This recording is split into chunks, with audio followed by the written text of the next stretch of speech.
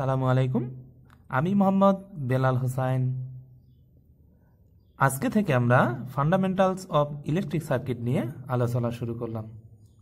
এইখানে আমরা চেষ্টা করব অধ্যায় টু অধ্যায় যে সমস্ত অধ্যায়গুলো আমাদের দরকার, বিশেষ করে যারা আমরা ডিপ্লোমা ইলেকট্রিক্যাল রিলেটেড জবের জন্য ট্রাই করতেছি তাদের জন্য যে সমস্ত অধ্যায়গুলো বেশি ইম্পর্টেন্ট আমরা সেই অধ্যায়গুলো নিয়ে বেশি আলোচনা করব। তো চলুন আজকে আমরা এই বই নিয়ে আলোচনা শুরু করি। সবার আগে আমরা কিছু বেসিক কনসেপ্ট নিয়ে আলোচনা করি, দেন আমরা এই বইয়ের অধ্যায়ে চলে যাই। লেকচারের ভিতরে আছে যে সার্কিট কি, নেটওয়ার্ক কি, প্যারামিটারগুলো কি, ব্রাঞ্চ কি, নোড কি, এই বিষয়গুলাই মূলত আমরা আলোচনা করব সবার আগে, দেন আমরা পর্যায়ক্রমিকভাবে সামনের দিকে আগাবো। তো সার্কিট কি? সার্কিটটা হচ্ছে সাধারণত দুই বা ততোধিক প্যারামিটারের সরল সংযোগ ব্যবস্থা, অর্থাৎ যে এইরকম দুই বা ততোধিক প্যারামিটার থাকতে পারে। এইরকম প্যারামিটারগুলা এগুলা কি? এগুলার নাম হচ্ছে প্যারামিটার। দেখুন প্যারামিটারটা তাহলে কি? প্যারামিটারটা হচ্ছে যেমন রেজিস্ট্যান্স, ইন্ডাকট্যান্স, ক্যাপাসিট্যান্স, এই যে সমস্ত লোড এগুলাকে আমরা প্যারামিটার বলে থাকি। রেজিস্ট্যান্স হিসেবে বাল্ব আছে, ইন্ডাকট্যান্স হিসেবে যেমন মোটর আছে। তো এই যে এই এক একটা হচ্ছে প্যারামিটার। তো এইরকম দুই বা ততোধিক প্যারামিটারের সমন্বয়ে আমাদের একটা সার্কিট গঠিত হয়। তো ইতিপূর্বেই যখন আমরা আলোচনা করেছিলাম যে আদর্শ সার্কিট কি, সেটা কিন্তু আমি অলরেডি বলছিলাম যে আদর্শ সার্কিটের ভিতরে একটা কেবল থাকে। যেমন আমি দেখাই আদর্শ সার্কিট, এটা একটা সুইচ দিলাম, এটা একটা কন্ট্রোলিং ডিভাইস দিলাম, এটা একটা সোর্স দিলাম। তো দেখুন তো একটা আদর্শ সার্কিটের মধ্যে কি কি পাওয়া যাচ্ছে, যে একটা সোর্স পাওয়া যাচ্ছে, এক নম্বর সোর্স। দুই নম্বর কি? এটা একটা ফিউজ, এটা হচ্ছে একটা ফিউজ, তার মানে এটা কি? একটা কন্ট্রোলিং ডিভাইস। এটা কি? এটা একটা সুইচ, তার মানে এটা হচ্ছে প্রোটেক্টিং ডিভাইস, আর এটা কন্ট্রোলিং ডিভাইস। এটা সুইচ যেহেতু অন অফ করবে, কন্ট্রোল করবে। আর এটা হচ্ছে তার লোড, এগুলো হচ্ছে তার লোড রেজিস্টার। আর এই যে এগুলা এটা হচ্ছে তার কেবল। তার মানে একটা সম্পূর্ণ যদি আমি একটা ভালো একটা সার্কিট কমপ্লিট করতে চাই তাহলে এই সমস্ত বিষয়গুলো আমার লাগে, টোটাল 5টা বিষয় লাগে। তো সার্কিট জিনিসটা তো আমরা বুঝলাম যে একটা সহজ সরল পদ একটা। তাহলে নেটওয়ার্কটা কি? নেটওয়ার্কটা হচ্ছে মূলত একাধিক সার্কিট প্যারামিটারের জটিল সংযোগ ব্যবস্থাপনাকে নেটওয়ার্ক বোঝায়। তার মানে কি দাঁড়াচ্ছে যে একটা নেটওয়ার্কের মধ্যে একাধিক সার্কিট প্যারামিটার থাকবে। যখন একাধিক সার্কিট প্যারামিটার থাকবে সেটাকেই আমরা বলবো নেটওয়ার্ক। সেটা আবার কিরকম? যেমন নেটওয়ার্কটা এরকম হইতে পারে, এটা প্লাস এটা একটা রেজিস্টার, এখানে একটা রেজিস্টার, এখানে ইন্ডাক্টর বা এখানে রেজিস্টার, এইরকম একাধিক বদ্ধ পদ। দেখুন একটা বদ্ধ পদ, এটা একটা পদ। তো নেটওয়ার্কটা মূলত এইরকম একাধিক সার্কিটের সমন্বয়। আমি তো এটা আপনাদের আদর্শ সার্কিট দেখাইছি। তো আমরা নর্মাল যদি এটাকে সার্কিট বিবেচনা করি তাহলে ফিউজও দিলাম না, সুইচও দিলাম না, সাধারণ এইভাবে লোড দিয়ে কানেক্ট করে দিলাম। তো এটা হচ্ছে আমার এই নেটওয়ার্ক। তো এই নেটওয়ার্কগুলো কত ধরনের নেটওয়ার্ক হয়? নেটওয়ার্কটা মূলত active network, passive network, linear network, non linear network, unilateral network আর বাইল্যাটারাল নেটওয়ার্ক। তো এই বিষয়গুলো আমরা একটু সংক্ষেপে আলোচনা করি, কেননা এগুলো শর্ট প্রশ্ন হয়, অর্থাৎ 1 মার্কের জন্য খুবই ইম্পর্টেন্ট যে নেটওয়ার্ক, কোন নেটওয়ার্কের নাম কি। তো যে নেটওয়ার্কের মধ্যে সোর্স এবং সার্কিট প্যারামিটার উভয় থাকবে, অর্থাৎ অ্যাক্টিভ হিসেবে কাজ করতেছে, সেটা হচ্ছে কি? Active network. এটা একটা অ্যাক্টিভ নেটওয়ার্ক। তাহলে প্যাসিভ নেটওয়ার্ক কি? যে নেটওয়ার্কের মধ্যে এই সোর্সটা থাকবে না, অর্থাৎ এরকম কোনো সোর্স থাকবে না। দেখুন এখানে অ্যাক্টিভ নেটওয়ার্কে আমি একটা সোর্স দিছি, এই সোর্সটা কিন্তু দুই বা ততোধিকও হইতে পারে, অর্থাৎ 1 বা 1-এর অধিক সোর্স থাকতে পারে এবং সার্কিট প্যারামিটারও 1 বা 1-এর অধিক থাকতে পারে। এটার সমন্বয়ে যে নেটওয়ার্কটা সেটাই আমাদের অ্যাক্টিভ নেটওয়ার্ক। প্যাসিভ নেটওয়ার্কের ক্ষেত্রে কি? সোর্স থাকবে না, অর্থাৎ কোনো সোর্স থাকবে না, শুধুমাত্র রেজিস্টার দিয়ে এরকম প্যারামিটারের সমন্বয়ে যে সার্কিটটা গঠন হবে, যে নেটওয়ার্কটা গঠন হবে, সেই নেটওয়ার্কটার নাম হবে আমাদের প্যাসিভ নেটওয়ার্ক। তাহলে অ্যাক্টিভ আর প্যাসিভের মধ্যে পার্থক্য আমরা বুঝলাম যে অ্যাক্টিভের মধ্যে সোর্স থাকবে এবং কম সম্মিলিত কিছু প্যারামিটার থাকবে, এর সমন্বয়ে এটা একটা অ্যাক্টিভ জিনিস, কেননা যার মধ্যে সোর্স দিলে লোডগুলো চলবে। আর এটার ক্ষেত্রে কোনো সোর্স নাই। কিসের ক্ষেত্রে? লিনিয়ার প্যাসিভ নেটওয়ার্কের ক্ষেত্রে। তাহলে প্যাসিভের ক্ষেত্রে কোনো সোর্স থাকে না। এবার দেখব লিনিয়ার নেটওয়ার্কে তাহলে কি হয়। যে নেটওয়ার্কের মধ্যে লিনিয়ার নেটওয়ার্ক হচ্ছে যে নেটওয়ার্কে ভোল্টেজ এবং কারেন্টের পরিবর্তনের সাথে সার্কিট প্যারামিটারের কোনো পরিবর্তন হয় না, অর্থাৎ যদি এখানে সোর্স দেওয়া থাকতো তো এই সোর্সের যে সোর্স এবং বা যে কোনো সোর্স বা ভোল্টেজ বা কারেন্টের যে কোনো পরিবর্তনের সঙ্গে সার্কিট প্যারামিটারের কোনো পরিবর্তন হবে না, সেটাই মূলত লিনিয়ার নেটওয়ার্ক। আর নন লিনিয়ার নেটওয়ার্ক কি? যে নেটওয়ার্কের ভোল্টেজ বা কারেন্ট পরিবর্তনের সাথে সার্কিট প্যারামিটারেরও পরিবর্তন হয়। তাহলে কি দাঁড়াচ্ছে যে এইখানে নন লিনিয়ারের বেলায় তার সার্কিট প্যারামিটারের পরিবর্তন হয় কিসের উপর ডিপেন্ড করে? তার সোর্সের কারেন্ট এবং ভোল্টেজের পরিবর্তন হলেই।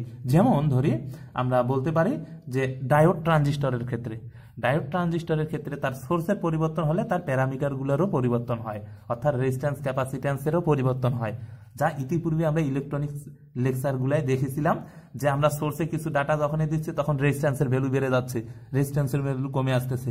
তার মানে কি? যে পরিবর্তন হচ্ছে, সার্কিট প্যারামিটারের পরিবর্তন হচ্ছে। এটা কিসের ক্ষেত্রে? তাহলে নন লিনিয়ারের ক্ষেত্রে। তাহলে নন লিনিয়ার যদি উদাহরণ সহ চাই তাহলে আমরা বলে দিব যে ডায়োড বা ট্রানজিস্টর। তো ইউনিল্যাটারাল নেটওয়ার্ক কি? ইউনিল্যাটারাল নেটওয়ার্ক হচ্ছে, ধরি এটা আমার একটা নেটওয়ার্কিং সিস্টেম, যার এই লাইনে যদি আমি ভোল্টেজ সোর্স সংযোগ করি, যে বৈশিষ্ট্য আসবে এই লাইনে যদি আমি যে বৈশিষ্ট্যটা আসবে ঠিক এর অপোজিট সাইডে যদি সেই সংযোগটাই আমি দেই তাহলে তার বৈশিষ্ট্য ভিন্নতা আসবে। তাহলে কি দাঁড়াচ্ছে যে এটা এমন ধরনের নেটওয়ার্ক যার এক সাইডে সোর্স সংযোগ করলে যে বৈশিষ্ট্য হবে তার অপোজিট সাইডে সোর্স সংযোগ করলে তার ভিন্ন পরিবর্তন হবে। এটাই মূলত আমাদের ইউনিল্যাটারাল নেটওয়ার্ক, যার উদাহরণ হচ্ছে যেমন রেকটিফায়ার ডায়োড। যখন আমরা রেকটিফায়ারে দেখছিলাম না যে যখন আমরা তাকে এই দিকে সোর্স দিচ্ছি, অর্থাৎ যখন পজিটিভ হাফ সাইকেল দিচ্ছি তখন এক ধরনের হচ্ছে, আবার যখন নেগেটিভ হাফ সাইকেল দিচ্ছি তখন আরেক রকম হচ্ছে। তাহলে কি দাঁড়াচ্ছে যে আমি যখন পজিটিভ দিচ্ছি অর্থাৎ প্লাস মাইনাসে যখন পজিটিভ হাফ সাইকেলে যখন দিচ্ছি তখন যে বৈশিষ্ট্য দেখাচ্ছে, আবার যখন নেগেটিভ হাফ সাইকেল দিচ্ছি তখন তার বিপরীত বৈশিষ্ট্য দেখাচ্ছে। তো এটা হচ্ছে ইউনিল্যাটারাল নেটওয়ার্কের একটা উদাহরণ। আর বাইল্যাটারাল নেটওয়ার্ক, এটা হচ্ছে আমাদের সবচেয়ে বেশি ইম্পর্টেন্ট বাইল্যাটারাল নেটওয়ার্ক। তো বাইল্যাটারাল নেটওয়ার্কটা হচ্ছে যে নেটওয়ার্কের উভয় দিক দিয়ে কারেন্ট প্রবাহের ফলে বিদ্যুতিক বৈশিষ্ট্যের কোনো পরিবর্তন হয় না। অর্থাৎ এই দিকেও সোর্স সংযোগ থাকলে যে বৈশিষ্ট্য হবে এই দিকে সংযোগ দিলেও একই ধরনের বৈশিষ্ট্য হবে যে নেটওয়ার্কের মধ্যে। অর্থাৎ এটা যদি একটা নেটওয়ার্ক হয় আর এই দিকে যে সংযোগ দিলে যে বৈশিষ্ট্য হবে এই দিকে সংযোগ দিলে ওই সেম বৈশিষ্ট্য হবে, এটাই হচ্ছে বাইল্যাটারাল নেটওয়ার্ক।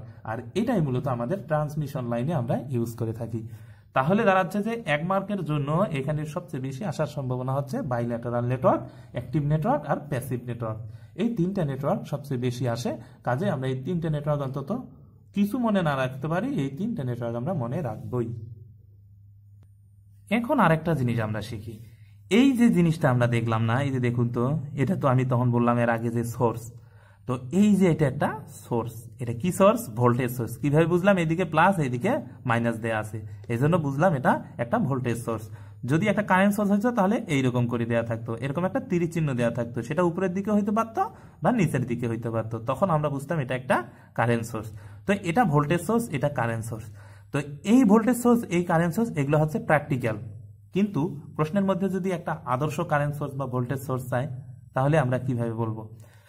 যে আদর্শ কারেন্ট সোর্স বা ভোল্টেজ সোর্স তাকেই বলে, অর্থাৎ ভোল্টেজ সোর্সের ক্ষেত্রে, আদর্শ ভোল্টেজ সোর্সের ক্ষেত্রে তার ইন্টারনাল রেজিস্ট্যান্স, অর্থাৎ এইখানে যে ইন্টারনাল রেজিস্ট্যান্স, যেমন দেখি এটা প্লাস এটা মাইনাস যদি হয় তাহলে ইন্টারনাল রেজিস্ট্যান্স প্রায় শূন্যের কাছাকাছি। আদর্শ যদি হয় তাহলে শূন্য হবে, আর যদি আদর্শ না হয়, প্র্যাকটিক্যাল হয়, কিছু ভ্যালু হবে, যার ভ্যালু হবে কি শূন্যের কাছাকাছি। তো আমরা এইখান থেকে ভোল্টেজ সোর্সের দেখলাম এটা কিসের ভোল্টেজ সোর্স। ভোল্টেজ সোর্সের ইন্টারনাল রেজিস্ট্যান্স সিরিজে থাকে, ভোল্টেজ সোর্সের ইন্টারনাল রেজিস্ট্যান্স সিরিজে থাকে, কারেন্ট সোর্সের ইন্টারনাল রেজিস্ট্যান্স প্যারালালে থাকে। তো আদর্শ ভোল্টেজ সোর্স যদি হয় তাহলে রেজিস্ট্যান্স প্রায় শূন্য, আদর্শ কারেন্ট সোর্স যদি হয় তাহলে এর রেজিস্ট্যান্স প্রায় ইনফিনিটি। ইনফিনিটি হলে কি হবে? এটা ওপেন হয়ে যাবে। ওপেন হলে কি হচ্ছে? পুরো কারেন্টটাই কোনো লস হচ্ছে না আর কি। তাহলে দেখলাম যে একটা ভোল্টেজ সোর্সের রেজিস্ট্যান্স সিরিজে থাকে, ইন্টারনাল রেজিস্ট্যান্স, কারেন্ট সোর্সের ইন্টারনাল রেজিস্ট্যান্স প্যারালালে থাকে। তো যদি সেটা আদর্শ কারেন্ট সোর্স হয় তাহলে এটা রেজিস্ট্যান্সটা ইনফিনিটি হয়। ইনফিনিটি হলে কি হয়? এটা ওপেন হয়ে যায়, তার মানে এটা পিওর হিসেবে কাজ করে। আর এটা আদর্শ ভোল্টেজ সোর্স হলে এই রেজিস্ট্যান্সটা 0 হয়ে যায়, আদর্শ হলে কিন্তু। আর প্র্যাকটিক্যাল হলে এখানেও কিছু ডাটা থাকে, এখানেও হাই রেজিস্ট্যান্স থাকে, যার কারণে কিছু লস হয়। তো এটা গেল আদর্শ ভোল্টেজ সোর্স আর কারেন্ট সোর্স। এখন যদি এটার সংজ্ঞা বলে যে কি একটা ভোল্টেজ সোর্স কাকে বলে, কারেন্ট সোর্স কাকে বলে। ভোল্টেজ সোর্স হচ্ছে ওই জিনিসটাকে আমরা বলবো যে সোর্সের মধ্যে, যে সোর্সের মাধ্যমে সর্বদা লোডে একটি নির্দিষ্ট ভোল্টেজে লোড বিদ্যুতিক এনার্জি সরবরাহ দেওয়া হয়। অর্থাৎ যার সাহায্যে, একটা ব্যাটারির সাহায্যে বা একটা সোর্সের সাহায্যে যদি যে লোডগুলো আছে একটা কন্টিনিউ, অর্থাৎ সার্কিট প্যারামিটারের পরিবর্তন যাই হোক না কেন, সে একটা নির্দিষ্ট পরিমাণ পাওয়ার এনার্জি সাপ্লাই দিচ্ছেই, এটা হচ্ছে তার ভোল্টেজ সোর্স। কারেন্ট সোর্স হচ্ছে কি, কারেন্ট সোর্স হচ্ছে সার্কিট প্যারামিটারের পরিবর্তন যাই হোক না কেন, সে সবসময় নির্দিষ্ট পরিমাণ কারেন্ট সে সাপ্লাই করবেই। তো এগুলো হচ্ছে এটার বেসিক কনসেপ্ট। এই বিষয়গুলো প্রশ্নে 1 মার্ক 2 মার্কের জন্য আসে, কাজে আমরা বেসিক কনসেপ্টগুলো বই থেকে পড়ার চেষ্টা করব। আমি জাস্ট একটু আপনাদের ধারণা দেওয়ার চেষ্টা করতেছি। তো এটা তো দেখলাম আদর্শ ভোল্টেজ সোর্স আর কারেন্ট সোর্স। আচ্ছা, তাহলে এবার দেখি আমরা এটার ক্ষেত্রে তো আরেকটা বিষয় আমরা জানি যে এই দিক দিয়ে কারেন্টটা যে প্রবাহিত হচ্ছে, এই কারেন্টটা আমি পরিমাপ করে দেখব। কারেন্টটা আমি যদি পরিমাপ করতে চাই তাহলে আমার একটা অ্যামিটার লাগাইতে হবে। এখন আবার দেখলাম এটা কারেন্ট পরিমাপ করলাম, অ্যামিটার লাগাচ্ছে। তো অ্যামিটার কোথায় লাগাইতে হয়? সিরিজে লাগাইতে হয়। দেখুন, লোডের সাথে অ্যামিটার সিরিজে লাগাইতে হয়। কেন সিরিজে লাগাইতে হয়? কেননা এর ইন্টারনাল রেজিস্ট্যান্স খুবই কম, যার কারণে তাকে সিরিজে সংযোগ করা হয়। আর ভোল্টেজ সোর্সকে সবসময় লাইনের সাথে কি করা হয়? প্যারালালে সংযোগ করা হয়। কেন করা হয়? এর ইন্টারনাল রেজিস্ট্যান্স অনেক হাই। তো এখন কথা হচ্ছে যে একে তো আমরা প্যারালালে সংযোগ করলাম আর একে আমরা সিরিজে সংযোগ করলাম। এটা হচ্ছে এমিটার আর এটা হচ্ছে ভোল্টমিটার। এই হচ্ছে ভোল্টেজ পরিমাপ করে আর এই কারেন্ট পরিমাপ করে। তো আদর্শ এমিটার আর আদর্শ ভোল্টেজ মিটার কাকে বলে তাহলে? কেননা আমরা তো দেখলাম এর আগে আদর্শ ভোল্টেজ সোর্স, আদর্শ কারেন্ট সোর্স এবং practical voltage source, practical current source. তো এখন আমরা দেখব আদর্শ ভোল্টেজ, আদর্শ কারেন্ট সোর্স, আদর্শ কারেন্ট অর্থাৎ এম্পিয়ার মিটার আর আদর্শ ভোল্ট মিটার। তো এখন আমরা দেখি তো আদর্শর ক্ষেত্রে তাহলে কি হয়। তো আদর্শের ক্ষেত্রে এমিটার যখন হয় তার ইন্টারনাল রেজিস্ট্যান্স সিরিজে থাকে। এমিটারের বেলায় ইন্টারনাল রেজিস্ট্যান্স সিরিজে থাকতেছে। আচ্ছা, তখন দেখলাম সোর্সের বেলায় দেখলাম ইন্টারনাল রেজিস্ট্যান্স সিরিজে আর ভোল্টেজের ক্ষেত্রে এবার এমিটার যখন পরিমাপ করতে যাচ্ছে, সিরিজে সংযোগ করতে যাচ্ছে, তখন তার ইন্টারনাল রেজিস্ট্যান্স সিরিজে থাকে এবং এই ইন্টারনাল রেজিস্ট্যান্সের মান 0 থাকে। ইন্টারনাল রেজিস্ট্যান্সের মান 0 থাকে। আর ভোল্টেজের ক্ষেত্রে তার ইন্টারনাল রেজিস্ট্যান্স প্যারালালে থাকে। ইন্টারনাল রেজিস্ট্যান্স প্যারালালে থাকে। যদি আদর্শ হয় তাহলে তার ইন্টারনাল রেজিস্ট্যান্স ইনফিনিটি হয়। যদি আদর্শ হয় তাহলে আদর্শ ভোল্টেজ সোর্সের ইন্টারনাল রেজিস্ট্যান্স বা ইম্পিডেন্স কত? ইনফিনিটি। আর আদর্শ কারেন্ট সোর্সের ইন্টারনাল রেজিস্ট্যান্স 0। দেখুন, দুইটার জাস্ট উল্টা। যেটা যখন ভোল্টেজ সোর্স ছিল সে তার সিরিজে ইন্টারনাল রেজিস্ট্যান্স 0 ছিল যদি আদর্শ হয়। আর কারেন্ট সোর্স তার রেজিস্ট্যান্স প্যারালালে ছিল, তখন ইনফিনিটি ছিল। যখনই সে ভোল্ট মিটার হয়ে গেছে, অর্থাৎ যখন সে ভোল্ট মিটার হয়ে গেছে তখন তার এটার উল্টা হয়ে গেছে, অর্থাৎ এআই তখন ইনফিনিটি হবে আর এম্পিয়ার যখন হবে সে তখন 0 হবে। এগুলো হচ্ছে আমাদের বেসিক কনসেপ্ট। আমরা চেষ্টা করবো বেসিক কনসেপ্টগুলো জানায় রাখার জন্য। এখন আমরা মেইন যে বিষয়টা এটাও একটু শেখার চেষ্টা করি। নোড, ব্রাঞ্চ কাকে কি বলে। এখন দেখুন এটা কি, এটা তো আমরা দেখলাম সোর্স। কি সোর্স? Voltage source. এর ইন্টারনাল রেজিস্ট্যান্স কত?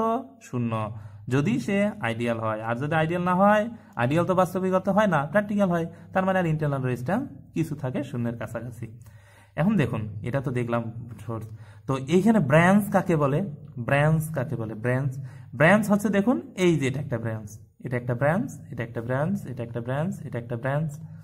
তো ব্রাঞ্চ হচ্ছে তার শাখাগুলা, এটা একটা নিজেও একটা ব্রাঞ্চ। তো এইগুলা হচ্ছে তার শাখা। আর এইটা হচ্ছে কি, এই পয়েন্টটা হচ্ছে নোড। তাহলে নোড কাকে বলে? যে একাধিক ব্রাঞ্চ সংযোগ সাধনকারী পয়েন্টটাকে আমরা দুই বা তার ততোধিক ব্রাঞ্চ যখন এক জায়গায় মিলিত হয় সেই মিলিত স্থানটাকে আমরা নোড বলি। তো এটা হচ্ছে তার নোড। আচ্ছা, আর এইটা হচ্ছে তার কি একটা মেশ। দেখুন এটা একটা মেশ কিভাবে হলো? এটা একটা বদ্ধ, এই বদ্ধ শুধুমাত্র একটা, এটা আবার একটা লুপো। তাহলে এইখানে একটা কনফিউশন থাকে আমাদের যে দেখুন এই দিক দিয়ে এটা একটা মেশ, এটা একটা মেশ। তো এই পুরোটাই একটা কি, এটা একটা লুপ, আবার এটাও একটা লুপ, আবার এটা একটা লুপ। তাহলে এখানে লুপ হচ্ছে কয়টা? 1, 2, 3, মেশ হচ্ছে কয়টা? 1, 2, 3, আবার লুপ এই দিক দিয়ে এটাও নিতে পারি, লুপ এদিক দিয়ে এটাও নিতে পারি। তাহলে দেখাচ্ছে যে একটা লুপের